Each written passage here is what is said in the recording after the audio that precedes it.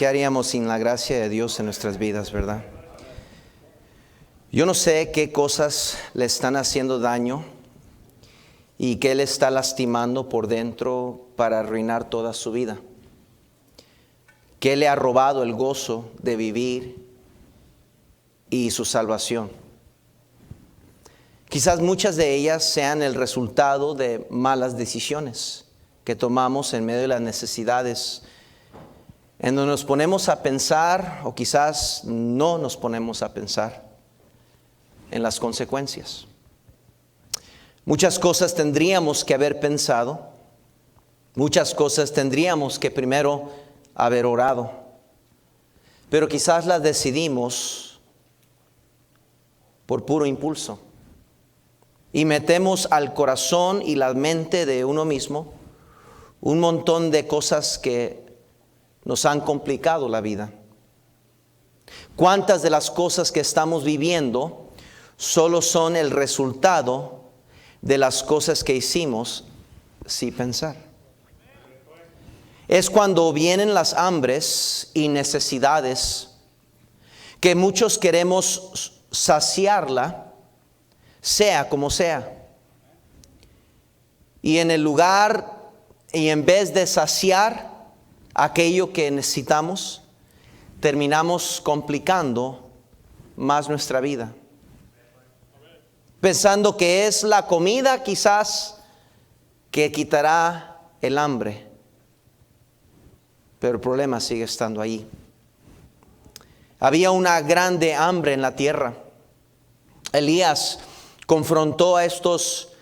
confrontó a estos jóvenes estudiantes del ministerio, hijos de los profetas, todos aguantando hambre.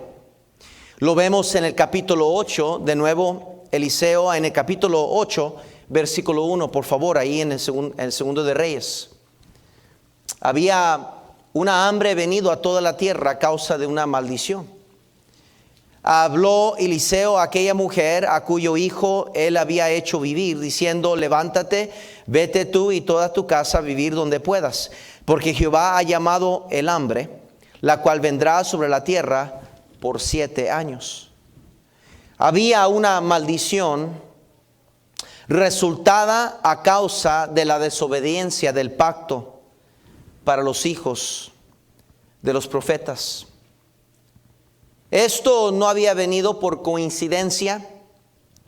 Dios estaba tratando con su pueblo. No es la mala suerte, no es culpa de la naturaleza o las circunstancias secundarias, al cual muchos de nosotros pareciera que nos estamos muriendo por dentro hacia afuera.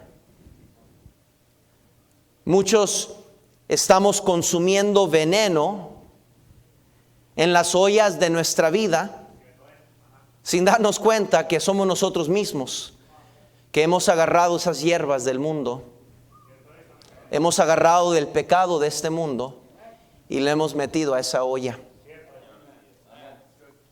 Este criado, desesperado por el hambre, agarró unas hierbas, unas calabazas silvestres, que terminaron siendo veneno en esa misma olla. Los otros hombres gritaron: hay muerte en esa olla.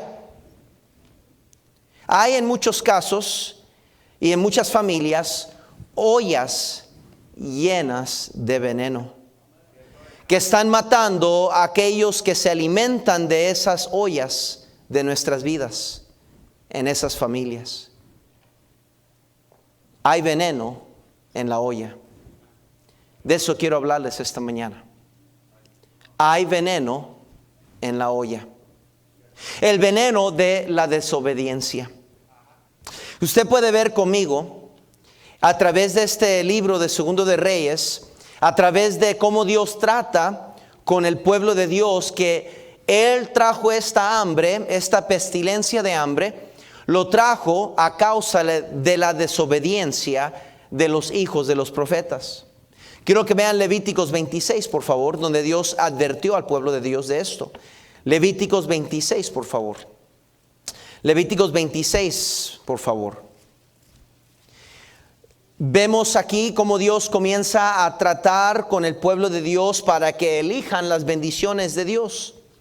Les dice lo que deben de hacer para ser obedientes, las bendiciones de la obediencia. Les dice que no hagan ídolos ni esculturas, no levanten ninguna estatua. Les dice que guarden los días de reposo. Les dice que Él va a darles lluvia a su tiempo, que la tierra va a rendir sus productos, del árbol del campo dará su fruto. En el versículo 5 les dice que vuestra trilla alcanzará a la vendimia, y comienza a hablarles de la paz sobre la tierra, cómo volverá a vosotros y cómo Dios va a proveer para ellos si eligen la obediencia.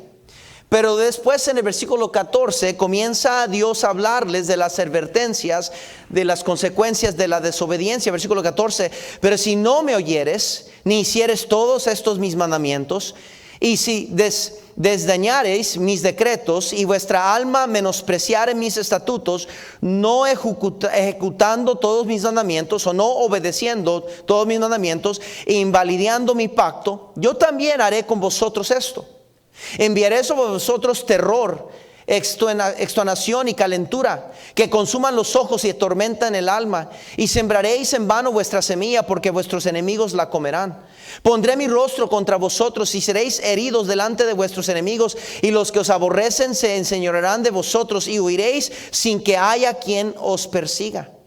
Y si aún con estas cosas no me oyereis, yo volveré a castigarlos 7 veces más por vuestros pecados. Y quebrantaré la soberbia de vuestro orgullo, y haré vuestro cielo como hierro y vuestra tierra como bronce. Vuestra fuerza se consumirá en vano, porque vuestra tierra no dará su producto, y los árboles de la tierra no darán su fruto. Si anduviereis conmigo en oposición y no me quisiereis oír, yo añadiré sobre vosotros 7 veces más plagas según vuestros ¿qué? Pecados. En Deuteronomio, una vez más, Dios advierte a su pueblo. Deuteronomio 28, por favor. Deuteronomio 28. Vayan corriendo ahí. Deuteronomio 28, 15 al 20. Dice la palabra de Dios, versículo 15: pero acontecerá, si no oyeres la voz de Jehová tu Dios, para procurar cumplir todos sus mandamientos y sus estatutos que yo te intimo hoy, que vendrán sobre ti todas estas maldiciones y te alcanzarán. Maldito serás tú en la ciudad y maldito en el campo.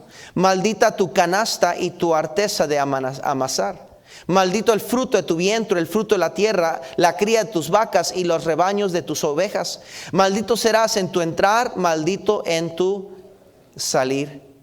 Jehová enviará contra ti maldición, quebranto y asombro en todo en cuanto pusieres mano e hicieres, hasta que seas destruido y perezcas pronto a causa de la maldad de tus obras, por las cuales me habrás dejado.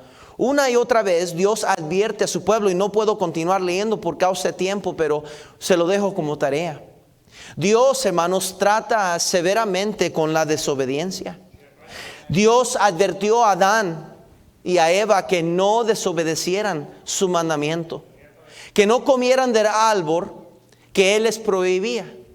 Todas sus necesidades Él las había suplido. No había razón por el cual acudir a este mundo. No había razón por el cual desesperarse y hacer aquello que era en desacuerdo de la palabra de Dios. Pero así como Adán y Eva, muchos de nosotros somos culpables de lo mismo. Nos encanta desobedecer a Dios y después pedir perdón.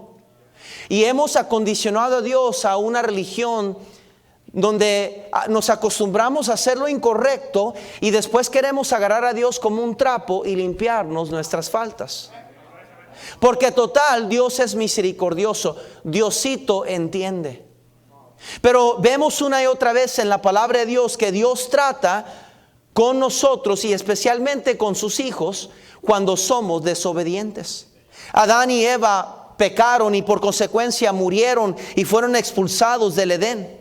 Ananías y Zafira en el Nuevo Testamento, en el tiempo de la gracia, Cuando era tiempo donde la iglesia primitiva había visto y conocido el autor de la fe y consumador, habían visto andar entre ellos, conocieron sus palabras, conocieron la verdad, conocieron lo que el Espíritu Santo estaba haciendo en sus vidas. Eran las primicias, eran los primeros frutos de lo que el Espíritu Santo estaba haciendo en la iglesia primitiva. Y Ananías y Zafira, una parejita que Dios había puesto en sus corazones obedecer la voz del Espíritu Santo, estuvieron de acuerdo, se pusieron de acuerdo en desobedecer lo que Dios quería de ellos. Y en cuanto entraron a la iglesia, a la reunión donde estaban los demás hermanos, Pedro, sabiendo lo que ellos habían hecho, les puso en su cara y les dijo que ellos habían desobedecido y habían mentido a Dios, habían mentido al Espíritu Santo, y tal y como entraron, los sacaron muertos de ese lugar. ¿Por qué? Porque desobedecieron.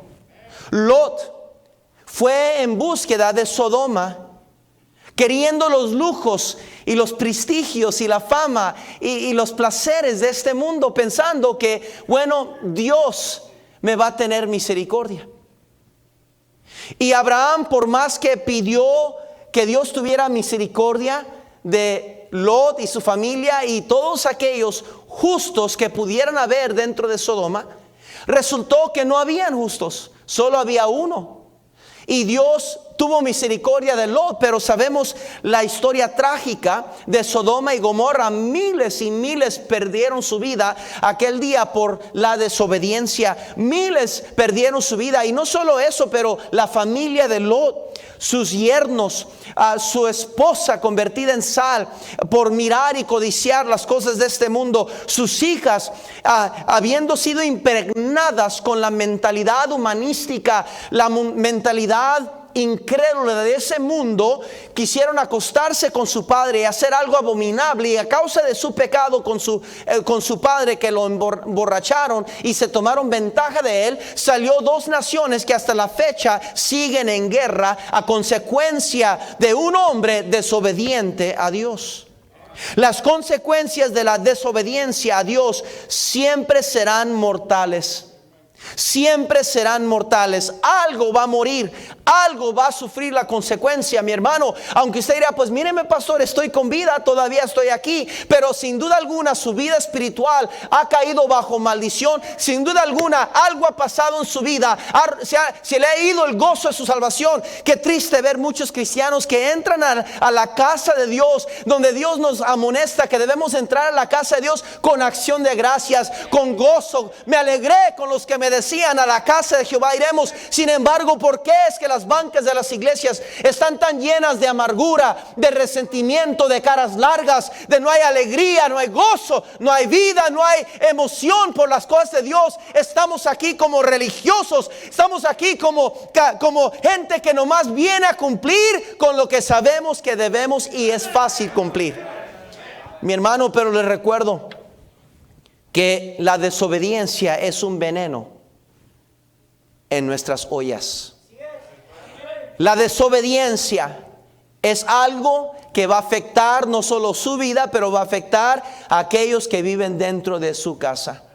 O a lo mejor ahorita usted piensa que está yendo bien la cosa, pero tarde que temprano alguien va a tener que exclamar: hay muerte en esa olla. Hay muerte en esa olla, hay muerte en esa olla. No puedo vivir aquí, no puedo seguir aquí. Hay muerte en esta olla. Puro maldición, puro problema, puras quejas, puro pleito, pura soberbia, puro orgullo, puro resentimiento, amarguras. Hay muerte en esta olla a causa de la desobediencia. El veneno de la desobediencia. Dios nos manda que debemos de orar sin cesar. Dios nos manda que debemos de nunca apartarnos de la palabra de Dios, meditar en ella día y noche. Dios nos manda a que debemos de darle a Él las primicias de nuestro fruto, de los ingresos, lo que Dios nos ha provisto. Él quiere la 10ª parte. ¿Por qué? Porque Él quiere nuestro corazón, no tanto el dinero. Él quiere tener nuestro corazón. Él quiere poder bendecirnos, abrir las ventanas de los cielos para que nos sobreabunde la gracia de Dios. Dios una y otra vez nos manda Nos manda que debemos de separarnos de este mundo. Nos manda que debemos ser diferentes a este mundo. Nos manda a ser hijos particulares, hijos especiales del Padre, y tener una relación íntima con Él, una relación diferente a los demás. Sin embargo, y una otra vez, mi hermano, como cristianos queremos pensar y nos hicimos la idea de que podemos ser desobedientes. Total, Dios me perdona. Pero lo que no entendemos es que siempre habrá consecuencias de la desobediencia. El veneno de desobedecer. Número 2, el veneno del miedo. Quiero que vean el versículo 41, por favor, ahí en nuestro pasaje de Segundo de Reyes. Versículo 41. Desde el 40, por favor. Después sirvió para que comieran los hombres, pero sucedió que comiendo ellos de aquel guisado, gritaron diciendo: varón de Dios, hay muerte en esta olla. Y no la pudieron comer. Él entonces dijo: traed harina. Y la esparció en la olla. Y dijo: dad de comer a la gente. Y no hubo más mal en la olla. Querido hermano, ¿usted cree sinceramente que la harina hizo la diferencia? ¿Usted cree honestamente que era lo único que necesitaba pasar, echarle harina al caldo y todo iba a estar bien? Recordemos, hermanos, que la gente no acudió a la harina, acudieron al varón de Dios. Es Dios, hermano, es Dios quien nos protege. Es Dios quien nos bendice, es Dios que nos libra. Hermanos, es Dios. Salmo 23, por favor. Salmo 23. Salmo 23, un conocido salmo, y quiero volver a leerlo junto este día. Salmo 23. Jehová es mi pastor, nada me faltará. En lugares de delicados pastos me hará descansar, junto a las aguas de reposo me pastoreará, confortará mi alma. Me guiará por sendas de justicia, por amor de su nombre. Aunque ande en valle de sombra de muerte, no temeré mal alguno, porque tú estarás conmigo.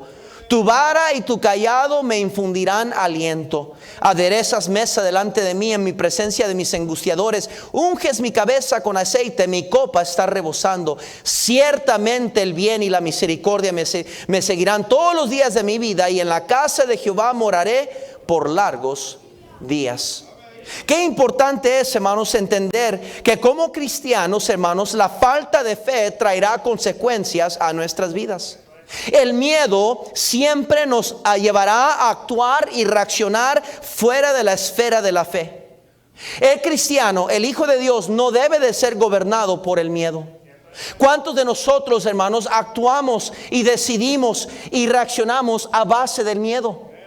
¿Cuántos cristianos han dejado su fe por el miedo? ¿Cuántos cristianos han hecho decisiones que los han desviado de la voluntad de Dios, los han desviado del centro de la voluntad de Dios para él y para su familia? ¿Por qué? Porque el miedo llegó a tocar su puerta, y en vez de confiar en aquel que puede cuidarnos, tuvieron necesidad de harina. Hebreos 11:1, por favor, Hebreos 11:1. Hebreos 11:1 dice la palabra de Dios en Hebreos 11:1: es pues la fe, la certeza de lo que se espera, la convicción de lo que no se ve. Hermanos, la convicción de lo que no se ve.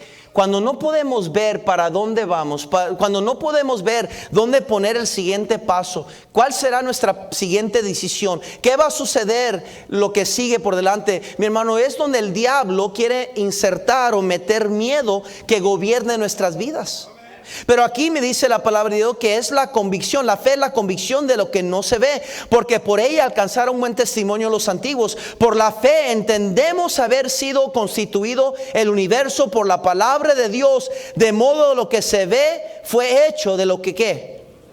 En el versículo 6 dice la Biblia: pero sin fe es imposible agradar a Dios, porque es necesario que el que se acerca a Dios crea que le hay y que es galardonador de lo que le busca. Note lo que dice, que crea que le hay. ¿Sabe qué está diciendo? Es que muchas veces usted y yo no vamos a poder ver a Dios. Muchas veces no va a ser tan obvio, mi hermano, pero ¿sabe qué?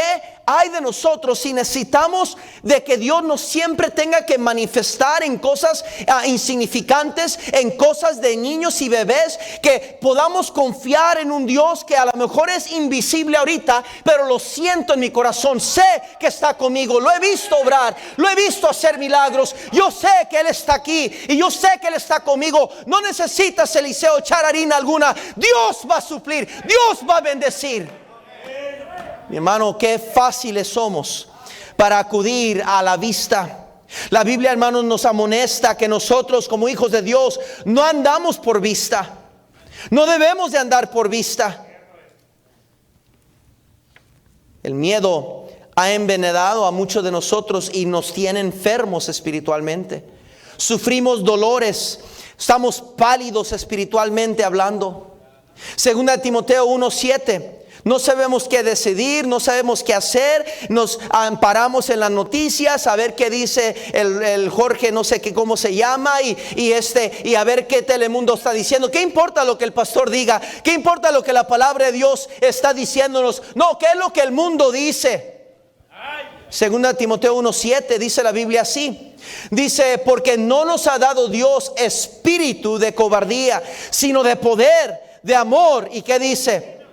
Y dominio. Papi, note cómo afecta el miedo nuestra fe. Por tanto, dice, no te avergüences de dar testimonio de nuestro Señor, ni de mí, preso suyo, sino participa de las aflicciones por el evangelio según el poder de Dios. Mi hermano, Dios nos ha llamado a vivir por fe. Dios nos ha llamado a vivir sin miedo. Ser cristianos, hijos de Dios, que por fe, mi hermano, andamos.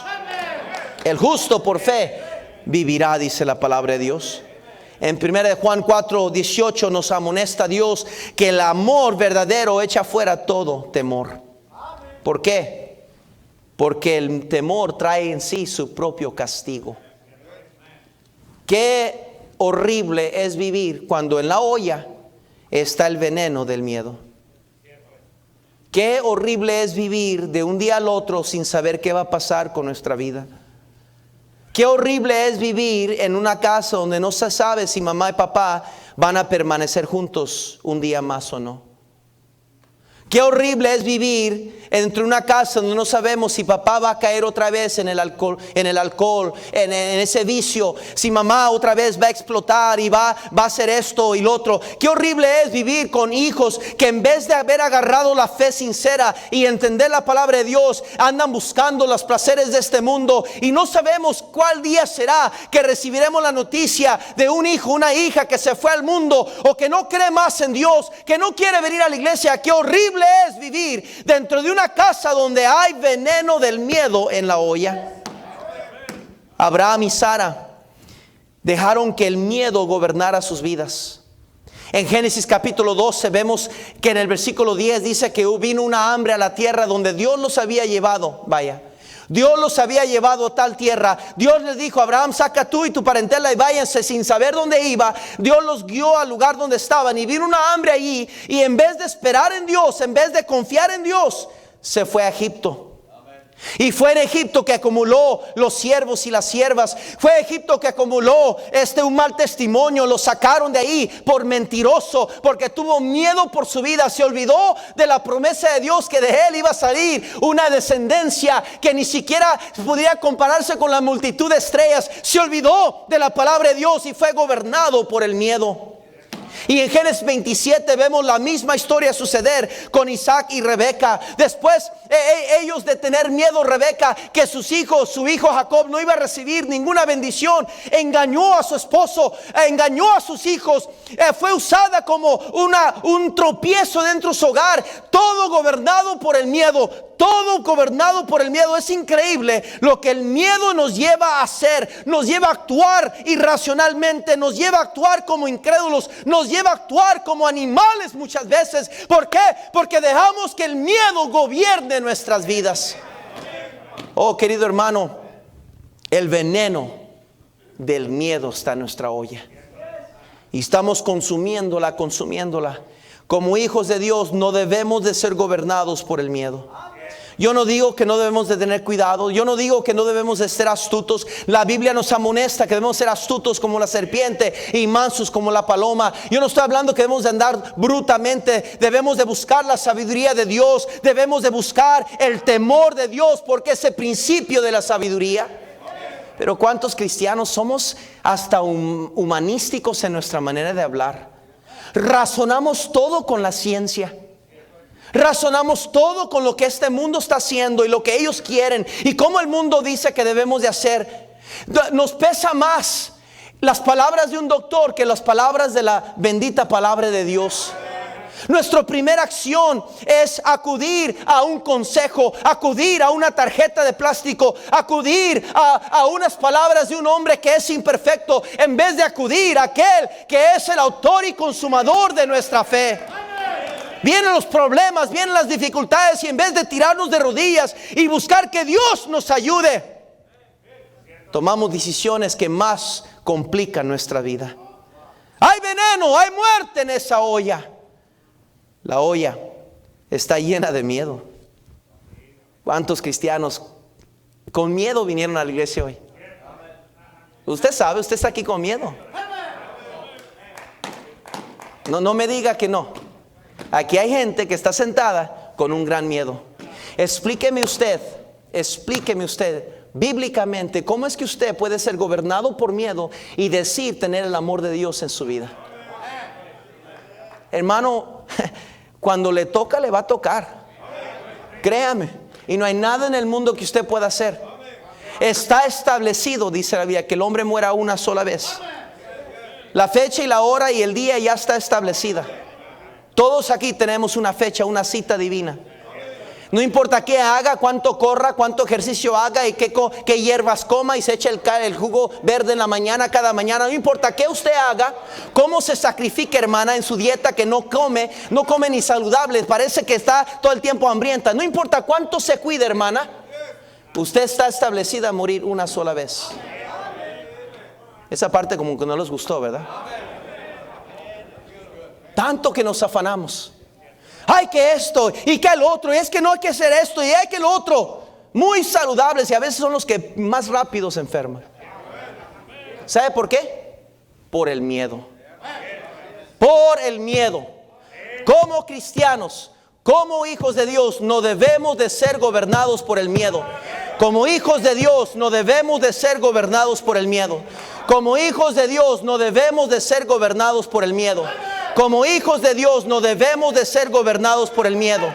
Como hijos de Dios no debemos de ser gobernados por el miedo.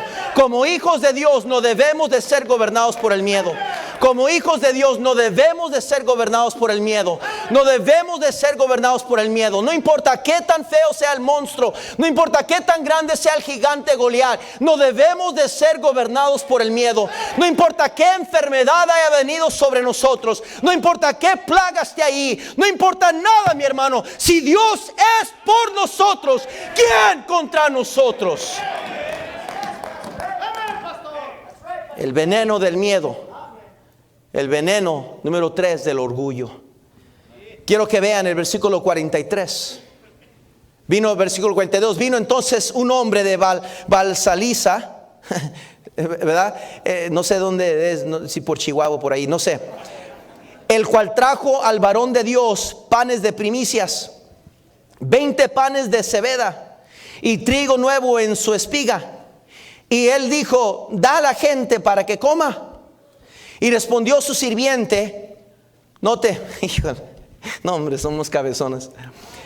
Y respondió su sirviente: ¿cómo pondré esto delante de 100 hombres? Ay. Como que no sabía con quién estaba hablando, ¿verdad? Pero él volvió a decir: da a la gente para que coma, como que diciendo: cállate la boca y haz lo que te estoy diciendo, porque así ha dicho Jehová: comerán y sobrará. Entonces lo puso delante de ellos y comieron y les sobró, conforme a la palabra de ¿qué? Porque ¿sabe por qué? Porque poquito es mucho en las manos de Dios. Pero ¿sabe qué es lo que estorba la gracia de Dios en nuestra vida? Nuestro orgullo. ¿Cómo pondré esto delante de 100 hombres? Lo mismo le dijo Felipe al Señor Jesucristo. Aunque tuviéramos de 300 denarios, aunque tuviéramos 200 denarios, ¿cómo vamos a alimentar esta multitud que está aquí, Señor? Querido hermano, muchas veces es nuestro orgullo que no nos permite tomar los pasos de fe que Dios nos impulsa, nos dirige a hacer. Muchas veces no queremos actuar por fe porque no queremos quedar mal, no queremos quedar en vergüenza. No vaya a ser, dicen los cristianos maduros, ¿verdad? Quizás sobrepasados. Dice, no vaya a ser, mejor yo me quedo aquí tranquilo, a ver cómo cae la cosa, a ver cuántos caen, luego yo tomo el paso seguro. Y no es nada más que soberbia, no es nada más que orgullo. Y Dios sigue diciendo en su palabra que Dios resiste a los soberbios y da gracia al humilde. Elí, cuando confrontó a sus hijos, que había pecado sus hijos, en 1 Samuel capítulo 2, les dijo interesantemente: hijos, esto no es buena fama. ¿Qué no saben que mi reputación, hombre? ¿Qué traen, hombre? Nos van a hacer mal, nos van a hacer ver mal. No le importó que Dios estaba indignado, no le importó que el pueblo de Dios estaba dolido, que había mortandad en esa olla, habían estado robando de las ofrendas. No le importó que esos jóvenes estaban acostando con las mujercitas. Le interesó más su reputación. Y cuando Dios trató con sus hijos, le dijo a Elí el pecado que él sabe. Tú le echaste ese orgullo en la olla. No quieres doblegar tu voluntad, Elí. Eres tan orgulloso que no quieres admitir que tú eres el problema. La culpa siempre los tiene alguien más, ¿verdad? No, usted no. Usted ha sido perfecta cristiana. Usted ha sido un perfecto esposo. Todos los demás la han regado, pero dice Dios, no, tú eres el que estás preparando la olla. El orgullo. Dios resiste a los soberbios, dice la Biblia. En Salmo 10:4, por favor. Salmo 10:4, por favor. Salmo 10:4, por favor. Salmo 10:4, por favor. Dice la palabra de Dios: el malo, por la altivez de su rostro.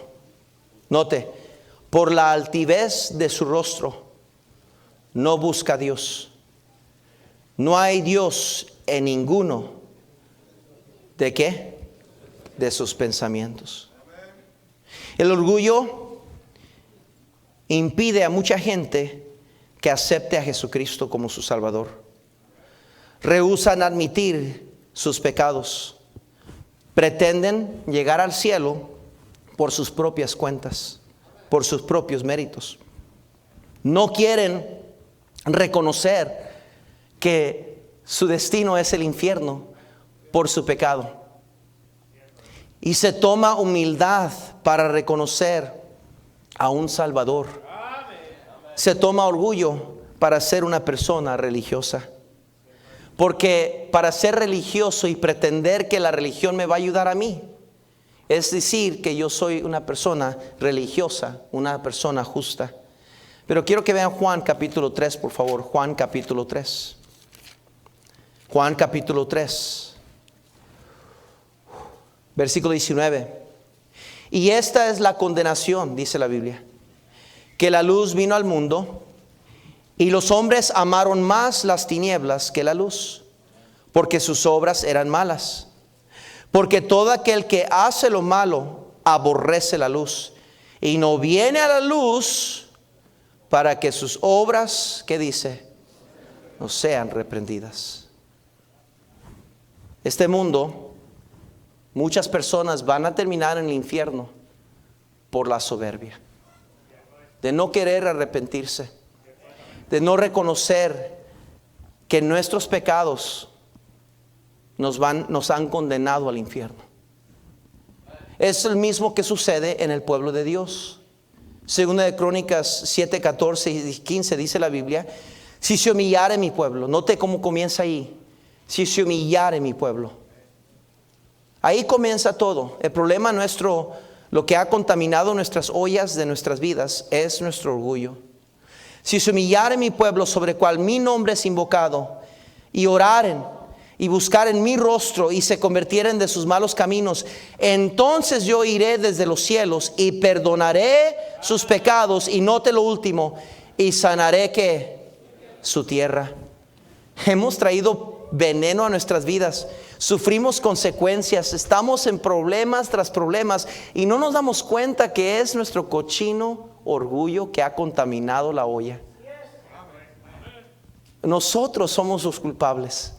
No es la mala suerte. No es las circunstancias. No es Trump. No es Biden. No es, ¿verdad? Obrador. No es. Échele la culpa a lo que usted quiera echar la culpa.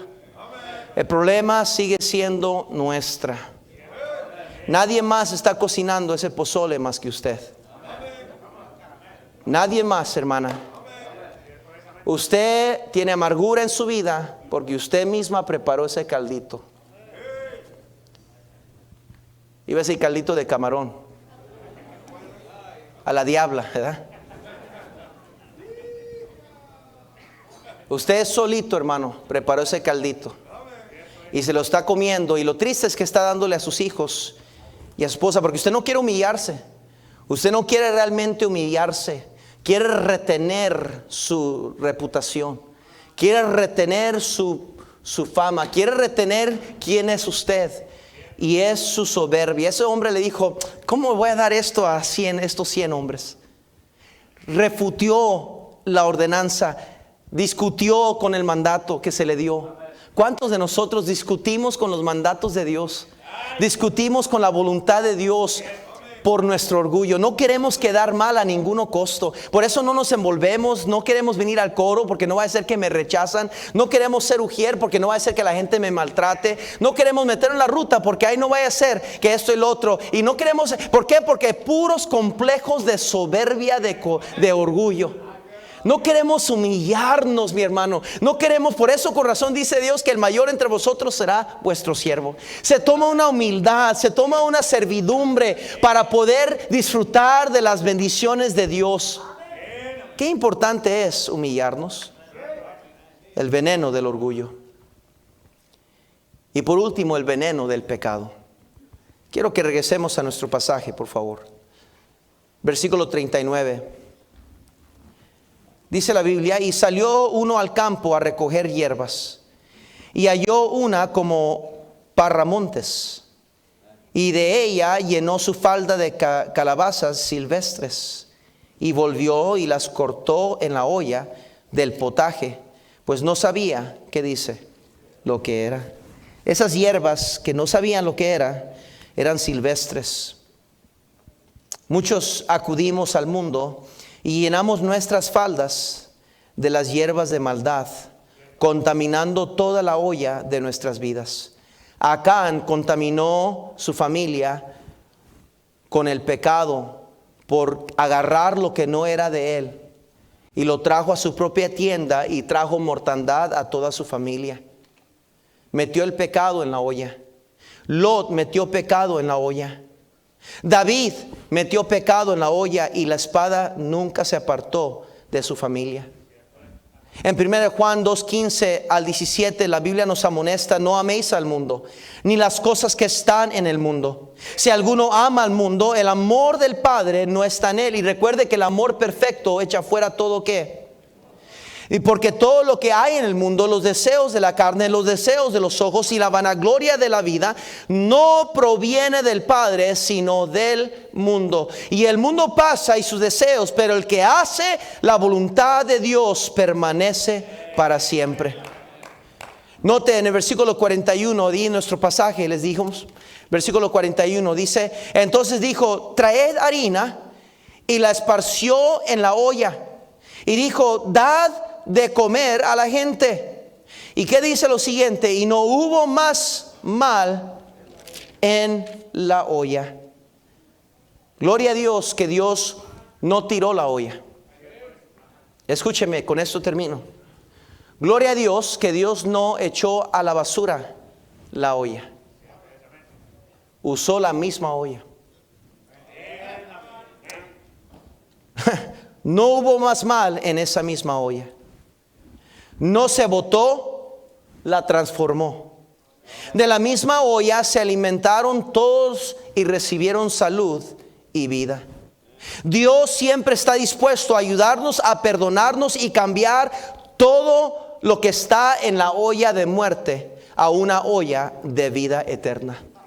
La olla no se botó, se transformó y todos comieron de ella. Dios quiere cambiar todas las cosas que nos traen oprobio y quizás vinieron a veneno y afectan nuestras decisiones y vienen muchas veces a causa de nuestras malas decisiones, pero Dios quiere de su mano alimentarnos, de su mano bendecirnos, de su mano restaurarnos, de su mano sanarnos. ¿Por qué? Porque hay veneno en la olla y solo Dios es capaz de ayudarnos. Solo Dios es capaz de tomar lo malo de nuestra vida y convertirlo en algo bueno. Pero se va a requerir obediencia, se va a requerir fe, se va a requerir humildad y se va a requerir arrepentimiento, porque entonces Dios va a agarrar la regazón de nuestra olla, lo horrible que apesta ese caldo echado a perder, que hay muerte en esa olla. Dios puede cambiarlo y dar vida eterna con esa misma olla.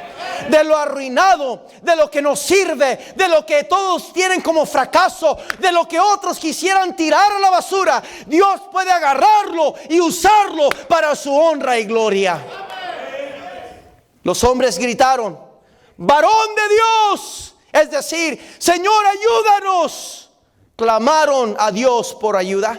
Jeremías 33:3 dice: clama a mí y yo te responderé. Hay veneno en la olla. Querido hermano, en medio de esta plaga en cual estamos viviendo, de una enfermedad, un virus que ha atemorizado este mundo entero, escuché algo esta semana que me encantó.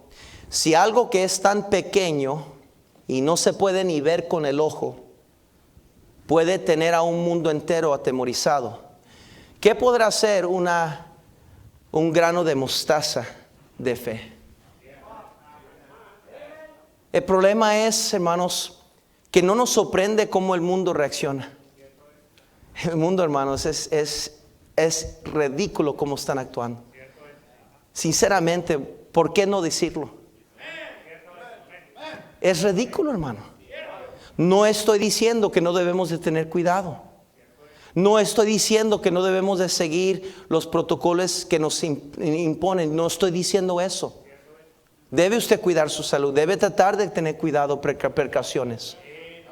Pero lo que estoy diciendo, mi hermano, es que este mundo, hermano, usted mira alrededor.